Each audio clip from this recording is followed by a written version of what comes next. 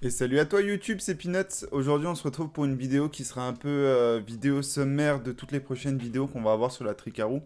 C'est la vidéo présentation grand général et surtout sommaire pour tous les types de Tricarou pour le dragon. Donc que ce soit la Tricarou de la plus lente à la plus rapide avec leurs optimisations et l'évolution possible pour avancer.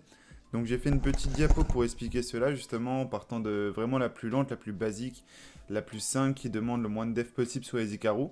Et plus on avance, plus il y aura besoin de devs sur les Icarus, plus les sets vont changer justement pour améliorer la team en général et surtout améliorer les temps.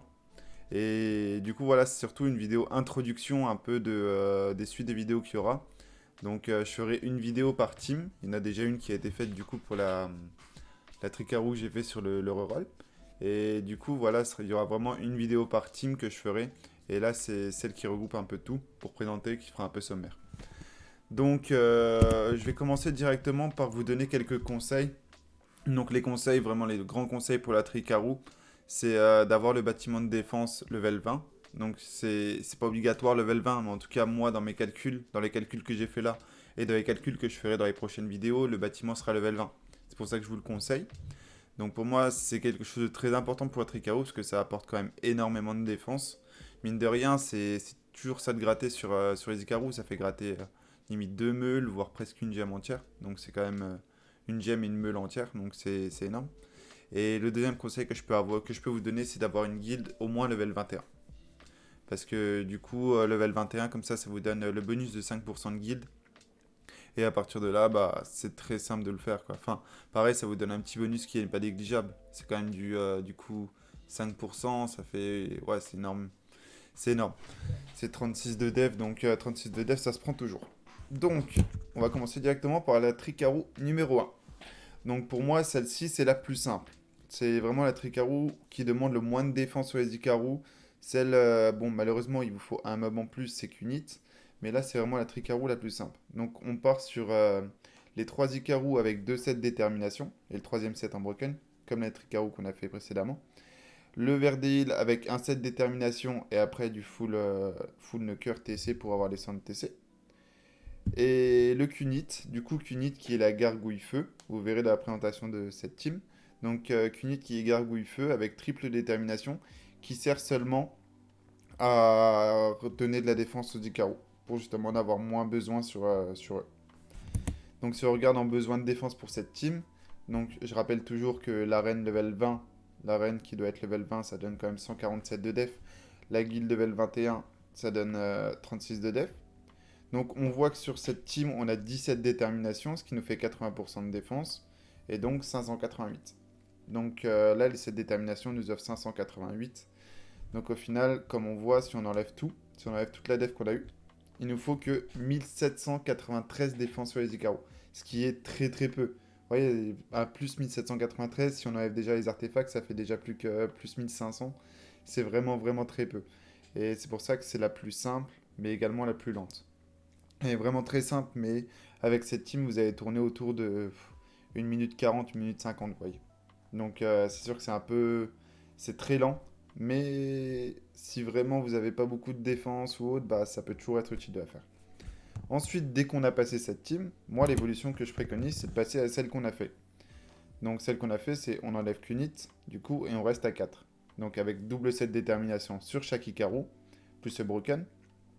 Et sur le Verdeil avec un set détermination pour apporter un peu de défense en plus aux Icarus. Et du coup, le reste en Nuker. Ça, c'est pour moi le deuxième assez simple.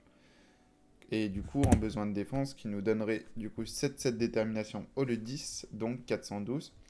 Et donc, avec cette team, il nous faudrait 1969 de défense. Donc, ce qui reste peu, honnêtement, mais déjà un peu plus compliqué à avoir, parce que ça fait quand même plus 200 de def. Mais cette team est quand même beaucoup mieux. Au lieu d'être à 1 minute 40, 1 minute 50, avec cette team, vous allez être à 1 minute 20, 1 minute 30, vous voyez. Donc, vous gagnez déjà 20 secondes. Juste en passant de ça à ça, vous gagnez 20 secondes. Ce qui est déjà vraiment pas dégueu. Ensuite, on va passer sur la troisième. Donc pour moi, l'évolution, c'est après de passer le Verdeil en full Nucker. Donc enlever le set détermination de Verdeil pour justement permettre au Verdeil de faire plus de dégâts et donc d'accélérer encore un peu plus le run. Donc pour ça, on part toujours sur les Icarus en double détermination. broken. Et du coup, le Verdeil sans cette détermination, juste full Nucker avec son centre TC. Et donc, en besoin de défense, on est à 2028 là, avec du coup 6 cette détermination, ce qui nous donne 353 de def. Donc là, on est à plus 2028, ce qui reste correct. C'est vraiment une évolution de toute façon par rapport aux teams précédentes. Vous partez des teams précédentes et petit à petit, vous les évoluez comme ça, en continuant de farmer.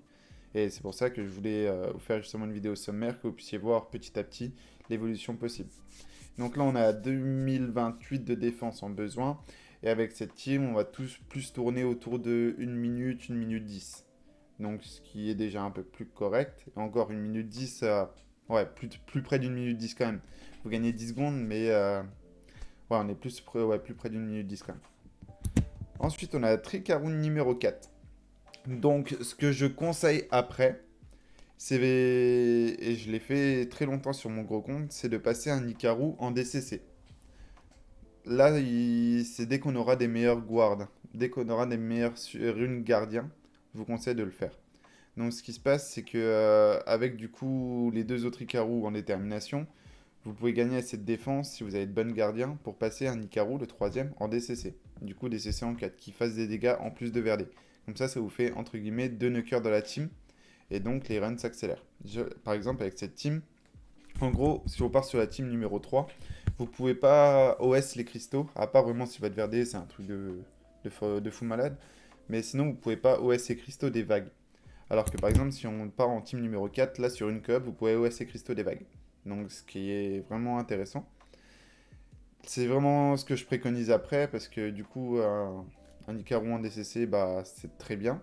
Et puis aussi, ça peut servir pour de la GVG ou autre. Honnêtement, moi, je l'utilisais beaucoup en GVG, GVO. Et donc voilà, après, vous continuez toujours sur vos déterminations. Mais le souci, c'est que du coup, vu que vous avez deux déterminations en moins, il va falloir avoir des déterminations un peu mieux quand même sur les autres Ikaru.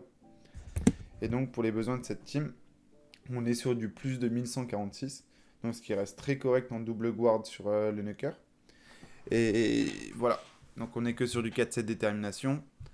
Donc, va falloir quand même assurer un peu plus les déterminations sur ceux qui les ont. Ensuite, on part du coup sur, je crois, la dernière. Ouais. La dernière Ikaru. Pour moi, là, c'est vraiment la grosse Ikaru. C'est quand vous avez des fights de fou furieux. Là, à partir de là, si vous avez des failles de fou furieux, j'ai oublié de préciser, juste pour cette team, on tourne autour de 50, 55. Entre 50 et 1 minute, on va dire. Mais quand même un peu plus proche de 55. En moyenne, 55, on va dire. Et donc, pour cette team, donc le but, c'est de passer les Ikaru en fight. Donc, triple fight sur les Ikaru, ça demande énormément de stats, honnêtement, énormément de def de le faire. Mais c'est possible. Et c'est pour ça que pour moi, c'est vraiment la dernière Ikaru pour le DB. La Tricaru la plus strong. Et du coup, voilà, dès que vous l'avez, alors là, mais vous êtes tranquille, vous farmez comme vous voulez. Et donc là, c'est triple fight sur chaque Ikaru et puis le Verdé en full Nucker. Là, c'est vraiment ce que je préconise. Et à partir de là, en besoin de défense, vous voyez, on est quand même à plus de 1380. Donc là, ça commence à être vraiment énervé. Surtout que c'est sur des fights. Donc des fights, il faut les farmer.